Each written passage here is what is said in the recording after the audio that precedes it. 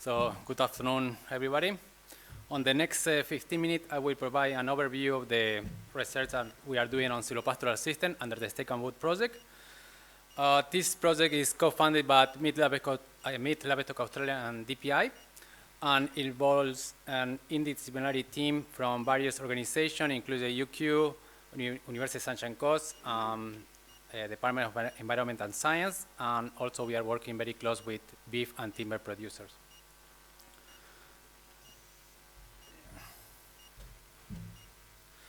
So silvopastoral system combine trees, pasture, and livestock on the same land and time. Integration of trees and livestock is not a new concept, has been practiced for centuries. This system have been implemented across extensive woodland areas where livestock benefit from the shade and the forage, while the landholders can eventually diversify the income through timber sales. But now there is a new, what I call a new way of silvopastoral systems. So what I would like to distinguish from the historical practice that these modern silvopastoral systems are more designed with a more holistic approach, aiming to optimize the joint production and profitability of all the components. This system, applying this system, is focused on timber and livestock production, but also doing that you can have like co-benefits such as carbon sequestration, improved biodiversity, improved animal welfare. So our research focused on silvopastoral systems that are productive, profitable, and sustainable. So here's an example of silvopastoral system. In this case, it's in private native forest, spotted gum forest in Queensland, or also when animals are integrating with hardwood and softwood species. So the Steak and Wood project is started in 2021.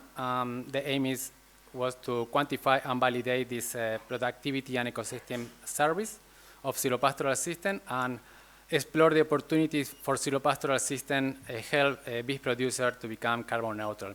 So we have a series of specific objectives, such as evaluate how we implement this one in private native forest or how we implement trees on farm.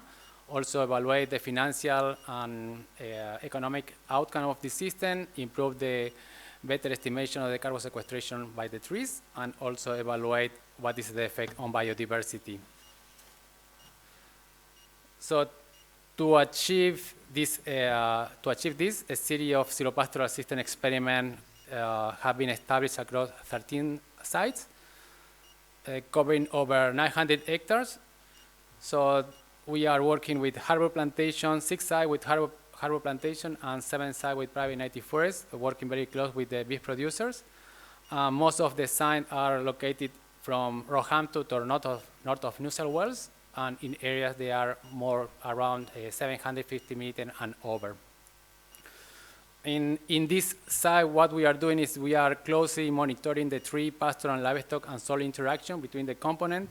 For doing that, we establish up to 135 permanent plots to monitor tree growth.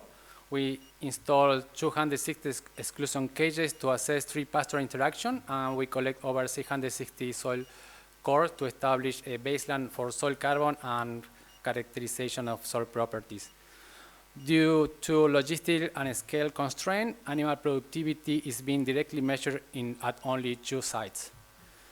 We have a PhD student is also examining biodiversity, focused on vertebrates and invertebrates, and I will share more detail of this study shortly.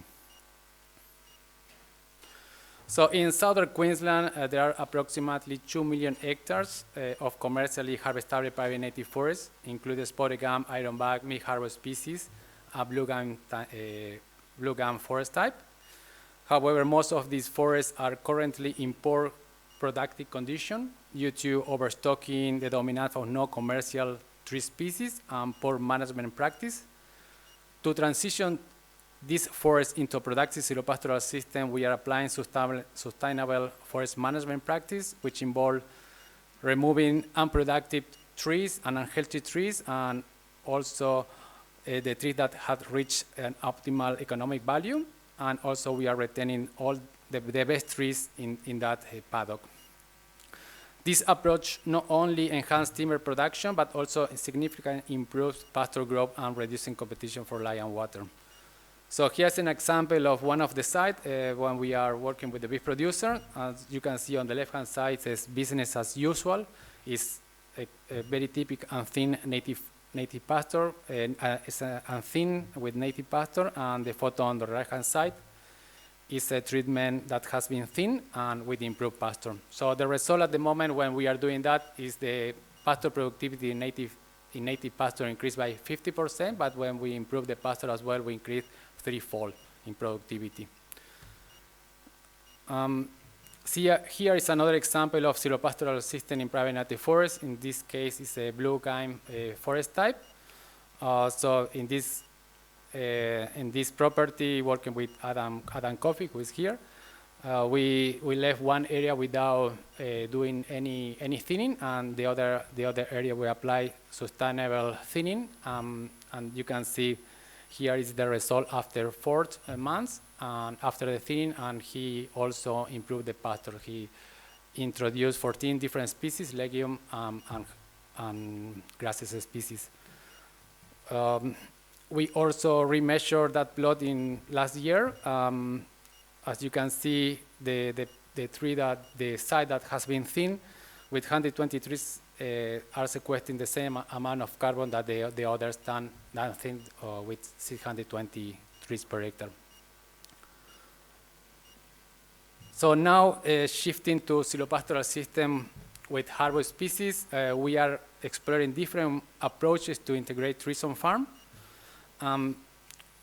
I can see that, we can see that traditional block planting are probably not suitable for silvopastoral system and beef producers, so we are evaluating different ways to integrate trees on farm. We are using alley planting configuration. In this case, is a double row of trees with a spotted gum and with alley of 20 meters apart. We can see at the moment this planting configuration provide around 260 stems per hectare. The idea is to reduce, this block for at least 25 years and produce timber and have livestock together.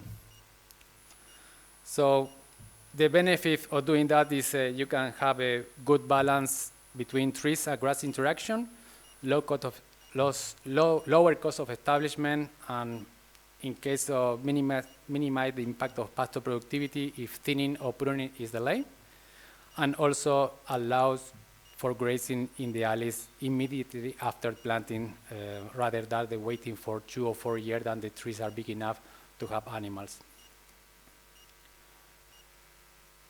So the photo on the left shows the plantation after 6 months.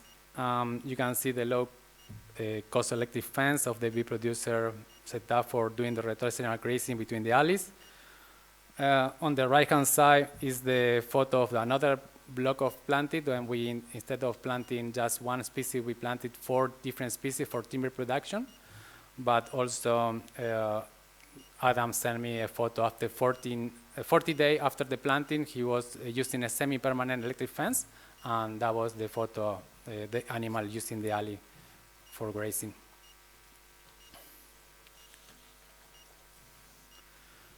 So here is another example that shows how planting layout can influence both tree and pasture productivity.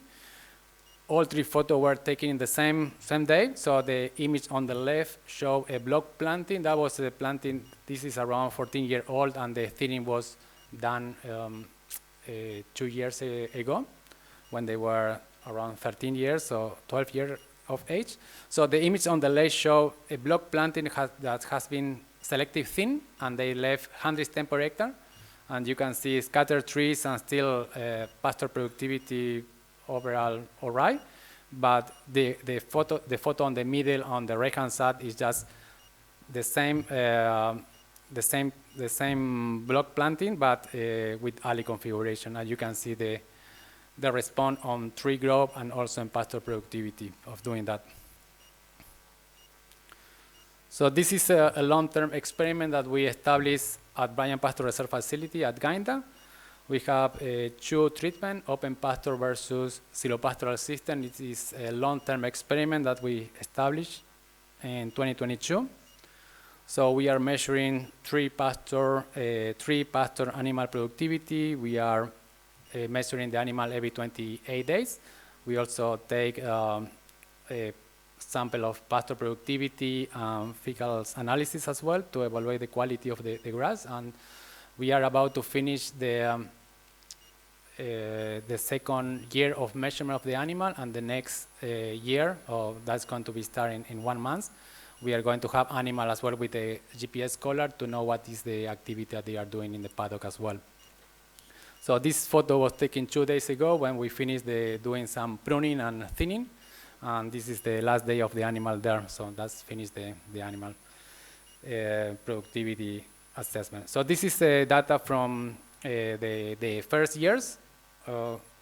As you can see, we didn't see any difference in live weight of the animal, but however, the open pasture had higher stocking, so the resulting in greater beef production in terms of greater beef production than the silvopastoral system. However, the silvopastoral system includes trees that also are sequestering carbon. So we calculate the emission from the cattle and the carbon sequestered by the trees. To finish the presentation, I'd like to share some preliminary results from the study of the PhD student, Tianqing Wen, from the University of Sanshan Coast.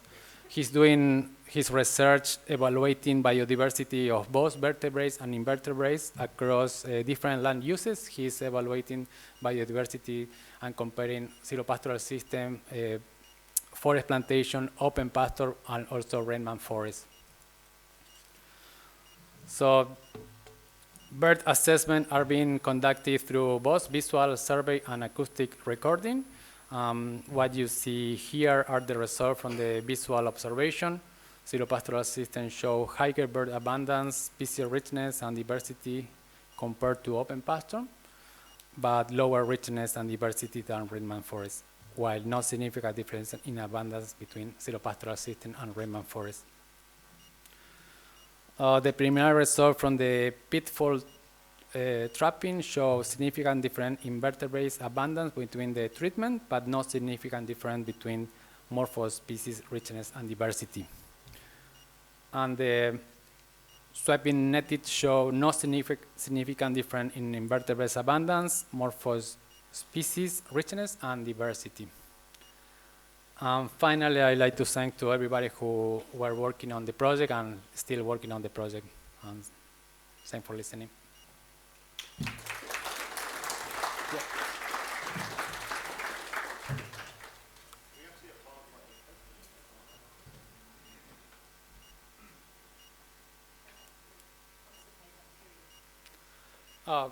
Yeah, so we have a series of papers that we are planning to write. That at the moment, the study and at Gainda, we are about to publish because we already collect 2-year data, and we are about to start writing and submit the paper. We have a series of papers that really willing to start writing and finish the paper, but we don't have time at the moment. Yeah, but definitely a lot of information is coming from the different sites we are